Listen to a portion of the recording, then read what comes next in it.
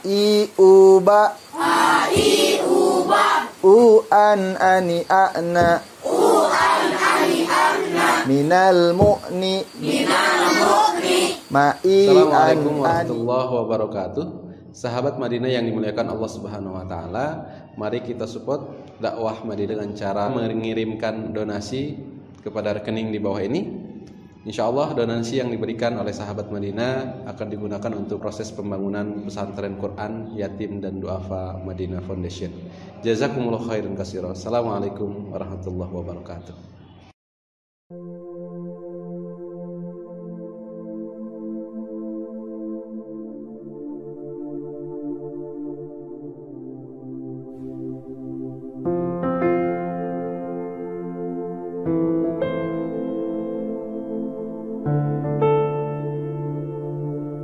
Bismillahirrahmanirrahim. Assalamualaikum warahmatullahi wabarakatuh.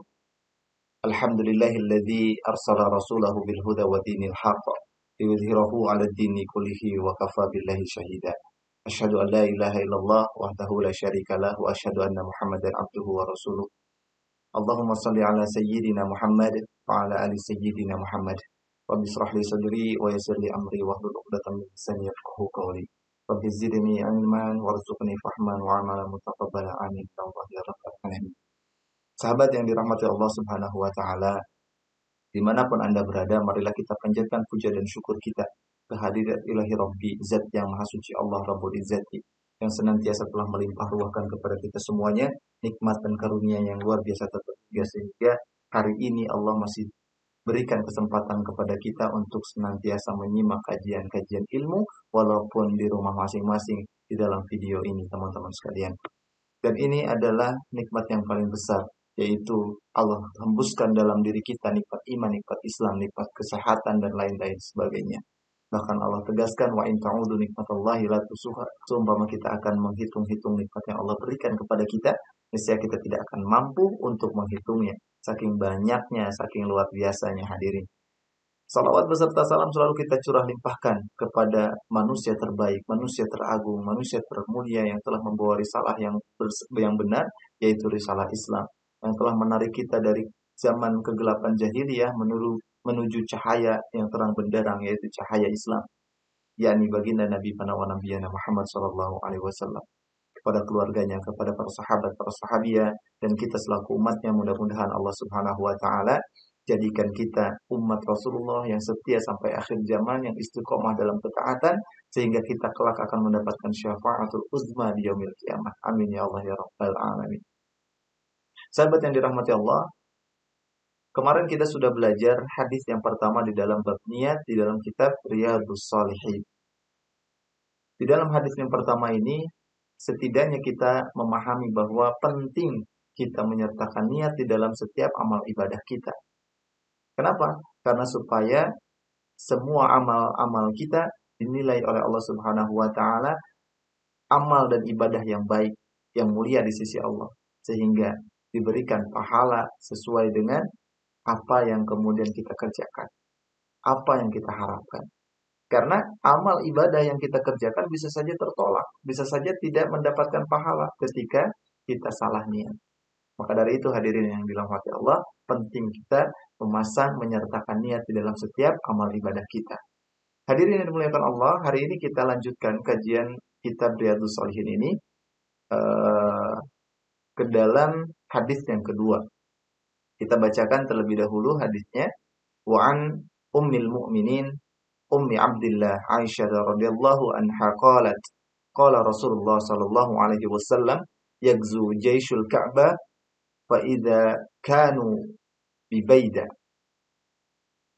min al-ardi yukhsafu bi awwalihim wa akhirihim qalat qultu ya Rasulullah kaifa yukhsafu bi awwalihim wa akhirihim wa fihim aswaquhum wa man laysa minhum qala yukhsafu bi awwalihim wa akhirihim thumma yub'atsuna 'ala niyyatihim.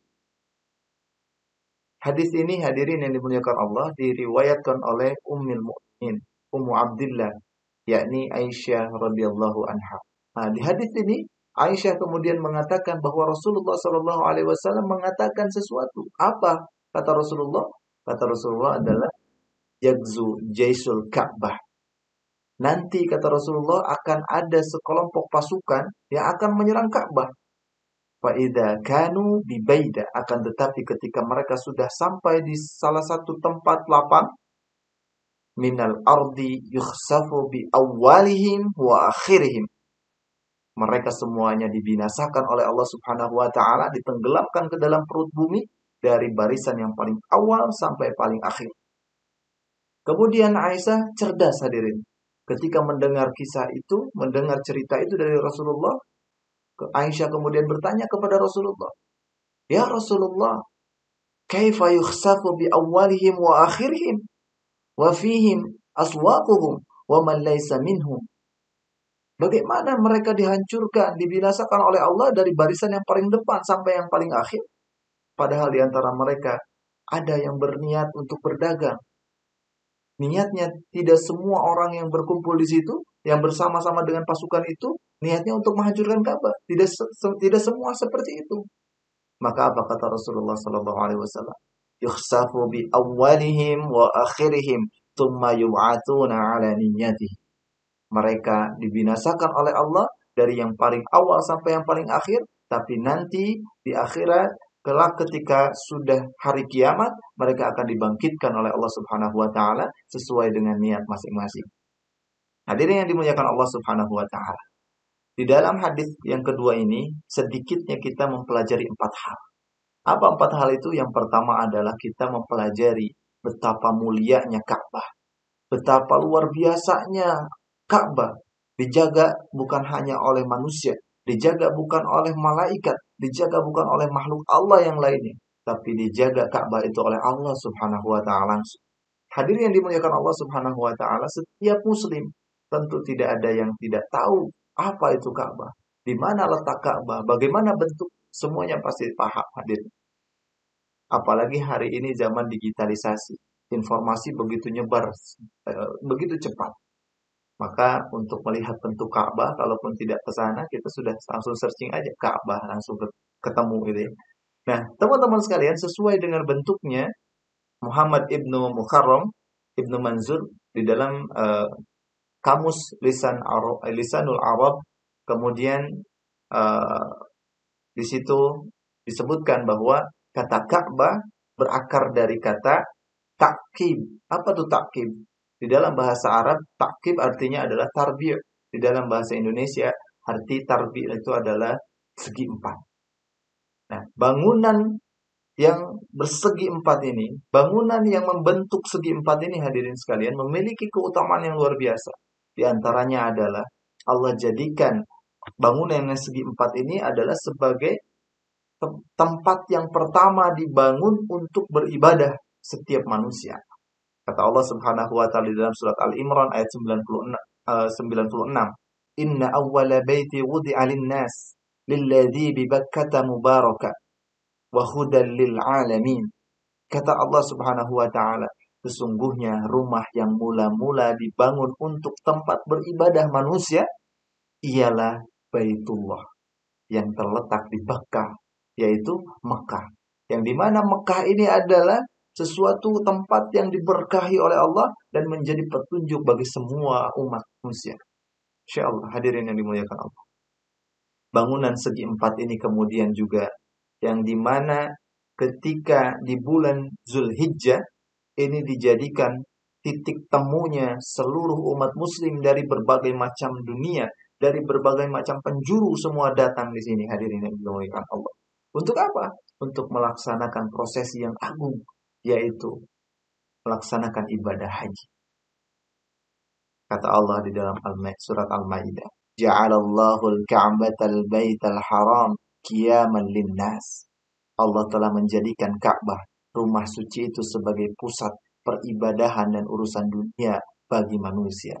Sunatullah teman-teman sekalian. Ketika banyak orang berkumpul, ekonomi pun akan muncul, ekonomi pun akan maju, ekonomi akan berkembang, bertumbuh. Maka itulah yang terjadi di kota Mekah, di Masjidil Haram, di dekat Ka'bah. Mereka akan mengikuti sebuah proses spiritual yang sangat-sangat agung hadirin. Setiap tahun Zulhijjah, setiap bulan Zulhijjah, setiap tahun. Hari ini teman-teman sekalian, di bulan Zulhijjah nih, ada para jamaah haji yang sudah berangkat. Di kota saya, kemarin dari kabupaten sudah berangkat. Dan pekan ini, mungkin Jumat, akan berangkat lagi. Kita doakan.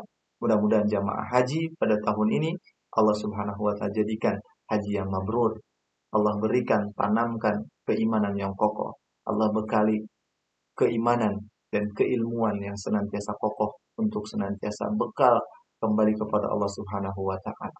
Dan kita doakan kita semuanya mudah-mudahan dipanggil oleh Allah Subhanahu wa taala, diberikan kesempatan oleh Allah Subhanahu wa taala untuk menginjakan kaki di Masjidil Haram, di Ka'bah untuk melaksanakan ibadah haji ataupun umrah. Amin ya Allah ya rabbal alamin.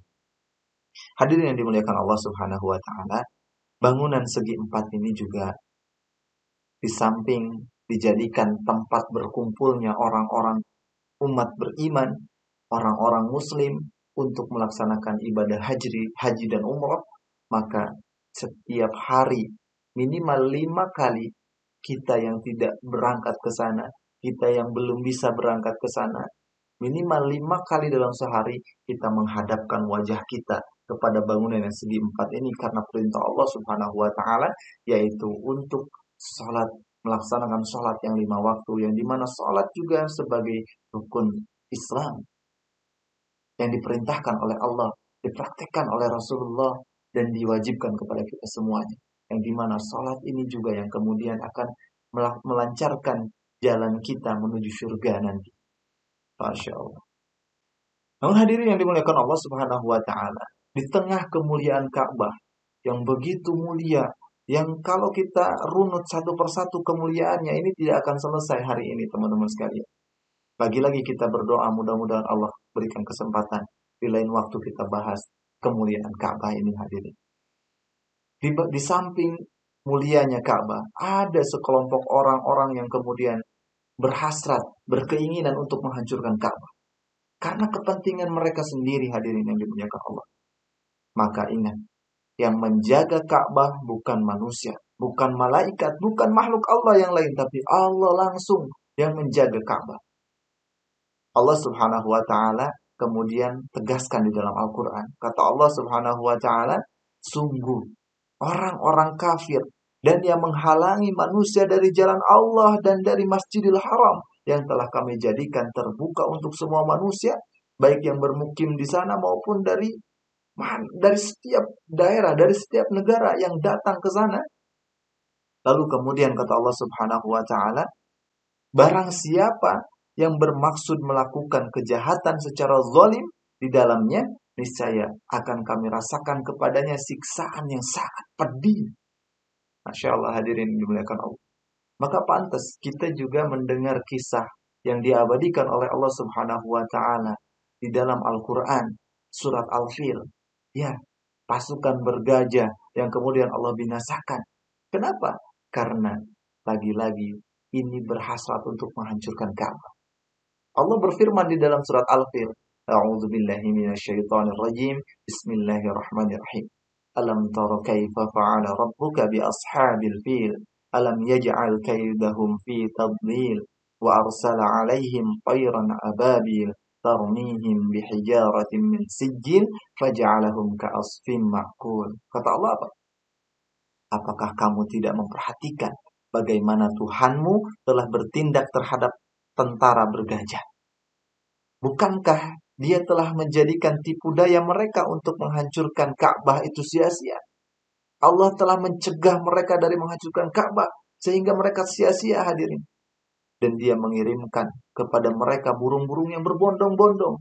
Allah kirimkan tentara Allah yang lain, makhluk Allah yang lain, yaitu berupa burung-burung yang berbondong-bondong. Di antara burung-burung ini membawa batu yang terbuat dari tanah yang terbakar, dilemparkan kepada pasukan bergajah, sehingga apa? Sehingga mereka faja'alahum ka'asfim ma'kul. Mereka seperti daun-daun yang dimakan ulat. Masya Allah. Ini dahsyatnya hadirin sekalian. Pertolongan Allah terhadap Ka'bah, perlindungan Allah terhadap Ka'bah. Jadi hati-hati teman-teman sekalian ya. Maka hadirin, ketika di antara kita mungkin ada yang berhasrat untuk senantiasa menghancurkan Ka'bah, lebih baik diurungkan saja niatnya. Kenapa? Karena yang bertindak, yang memberikan hukuman itu bukan manusia. Kalau hukuman manusia mah ya gak kerasa lah ya, paling di penjara gitu. Tapi ini Allah teman-teman sekalian. Ketika Allah menghukum seseorang, itu nggak tanggung-tanggung. Bukan lagi penjara yang bisa dikasih tempo waktu sekian tahun gitu ya. Dan ada harapan untuk keluar. Tapi ketika Allah sudah murka, Allah sudah memberikan hukuman, Allah tenggelamkan langsung. Ke dalam apa? Ke dalam perut bumi. Insya Allah. Maka di dalam hadis ini pun Rasulullah SAW kemudian menyampaikan nanti gitu ya akan ada satu pasukan yang akan menyerang Ka'bah lagi gitu setelah dulu telah terjadi yaitu Raja Abraha. Jadi di dalam hadis ini bukan sedang mengkisahkan pasukan bergajah, bukan. Karena ini redaksinya adalah nanti waktu yang akan datang teman-teman sekalian. Bukan dulu karena kalau kisah Abraha pasukan bergajah ini udah terjadi udah lama. Bahkan dikatakan tahun gajah itu adalah hari kelahiran Rasulullah.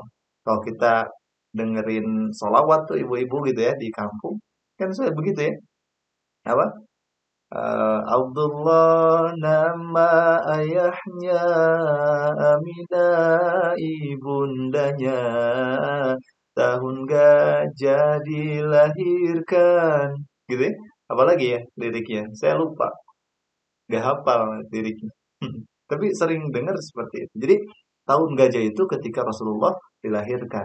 Nah, Abraha terjadinya adalah pasukan gajah ini terjadinya adalah ketika sudah lama di zaman Rasulullah SAW belum lahir gitu loh.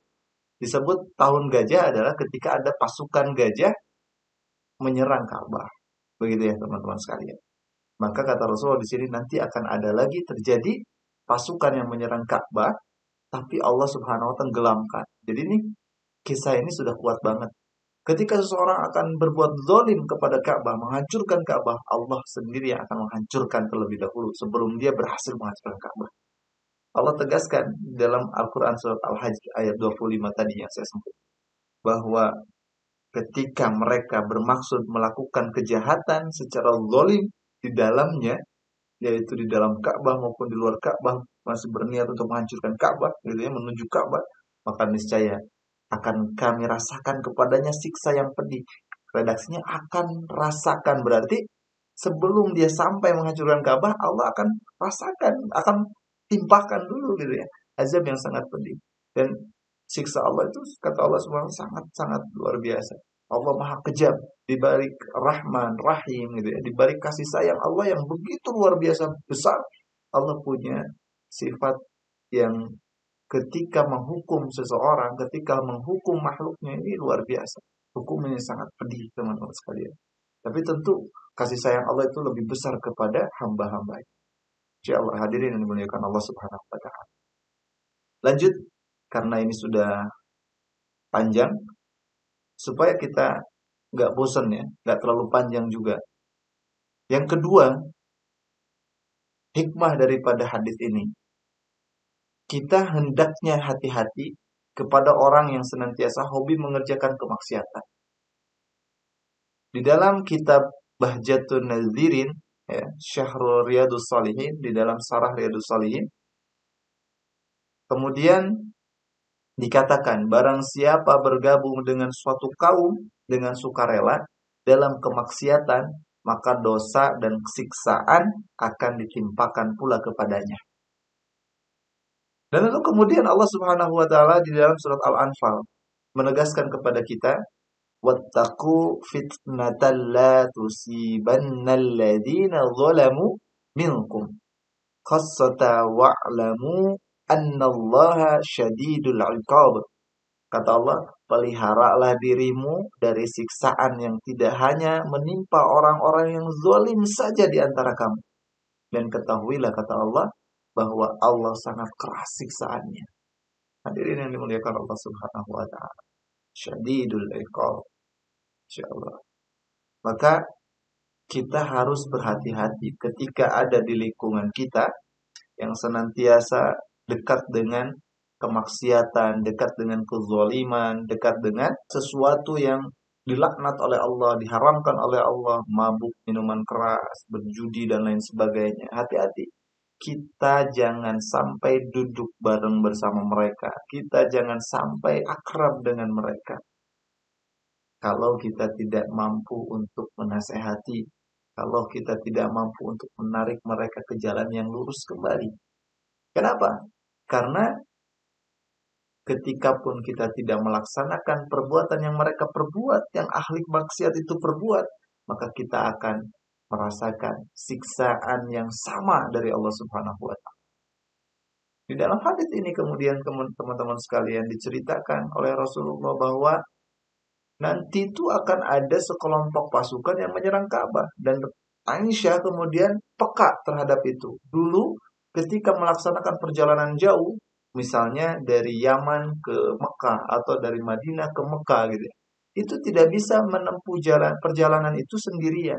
Perlu ada kelompok, perlu ada pasukan gitu ya. Kita perlu ikut bergabung dengan pasukan itu. Supaya apa? Supaya selamat tujuannya. Tapi ketika di dalam pasukan itu ada yang berniat berlaku kezaliman untuk penghancuran Ka'bah, nah, orang yang memiliki niat lurus pun akan terbawa, hancur semuanya. Ya, kata Rasulullah, dari yang paling depan pasukannya dan sampai yang paling belakang dihancurkan oleh Allah. Ditenggelamkan di dalam perut bumi. Masya Allah. Jelas sudah ya.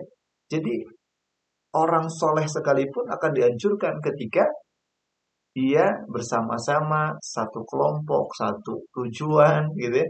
Walaupun niatnya berbeda-beda, ada yang dagang dan lain sebagainya, ya, tetap Allah tenggelamkan. Dan hari ini kita juga belajar dari kejadian-kejadian musibah yang kita dengar, yang kita lihat di berita-berita, dan mungkin teman-teman semua ada yang mengalami dan seterusnya, seperti dengan tsunami, dengan gempa bumi, ya, dengan puting beliung dan lain sebagainya. Mungkin di antara mereka ada yang ahli ibadah, mungkin di antara mereka juga ada yang senantiasa ahli dakwah dan seterusnya. Tapi Allah Subhanahu wa Ta'ala kemudian hancurkan mereka, tenggelamkan dengan tsunami, ya, tenggelamkan dengan longsor dan lain sebagainya. Nah, ini adalah ciri yang kemudian harus kita waspadai, teman-teman sekalian. Baik. Kemudian yang ketiganya, teman-teman sekalian, kita tidak boleh diam. Kita harus punya semangat untuk berdakwah. Kata Rasulullah Shallallahu Alaihi Wasallam disampaikan kepada kita di dalam sebuah hadis. Kata Rasulullah, "Man ra'a minkum munkaran falyughayyirhu,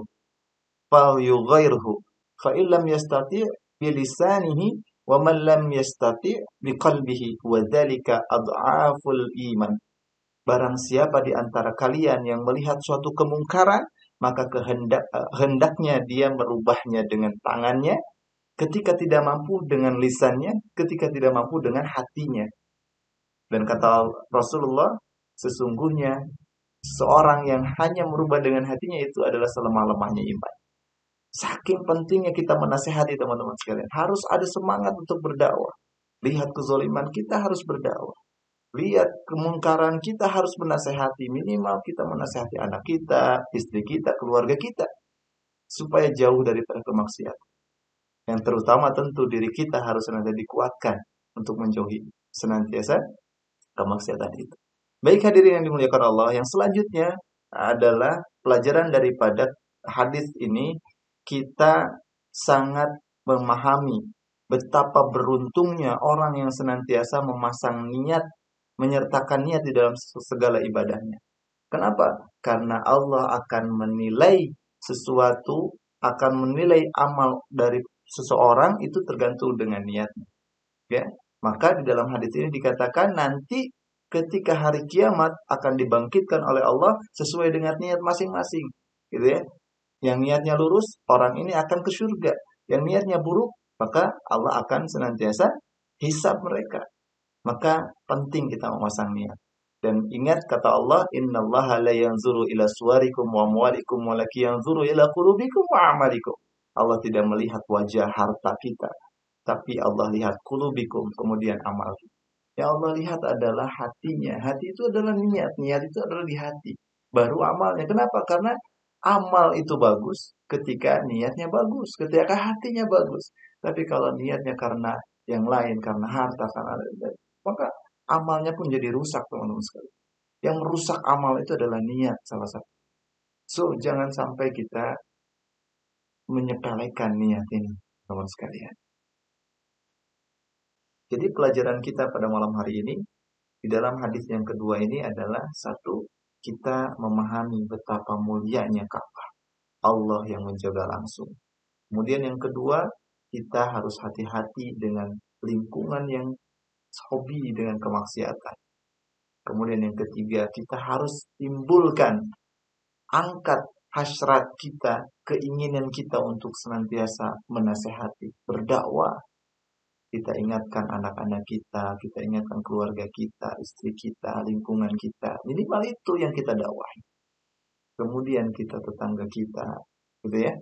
Kemudian orang-orang yang senantiasa dekat dengan kita, teman kita dan seterusnya. Kita harus senantiasa semangat, punya semangat untuk menasehati. Karena Islam ini adalah agama nasihat yang mengajarkan kebenaran, mencegah daripada kemungkaran, gitu. Jadi yang Allah turunkan kepada Nabi Muhammad, Rasulullah SAW, itu adalah nasihat kebaikan, tuntunan agar senantiasa umat manusia tidak celaka, tidak rusak, tidak terjerumus ke dalam bisikan atau rayuan setan. Karena jelas setan ini, hadirin yang dimuliakan Allah,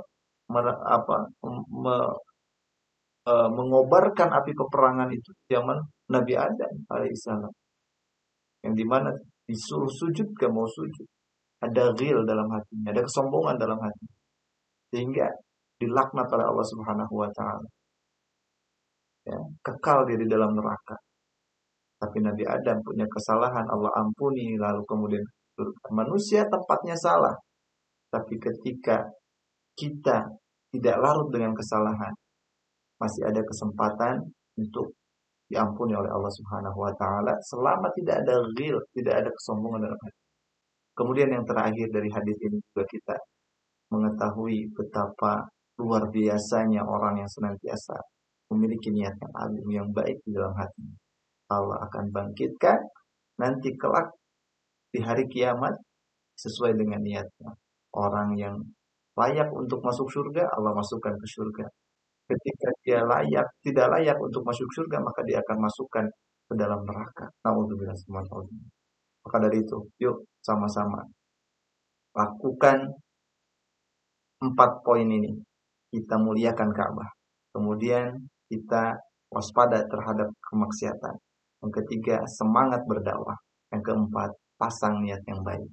Itu saja pelajaran pada malam hari ini. Mudah-mudahan bermanfaat.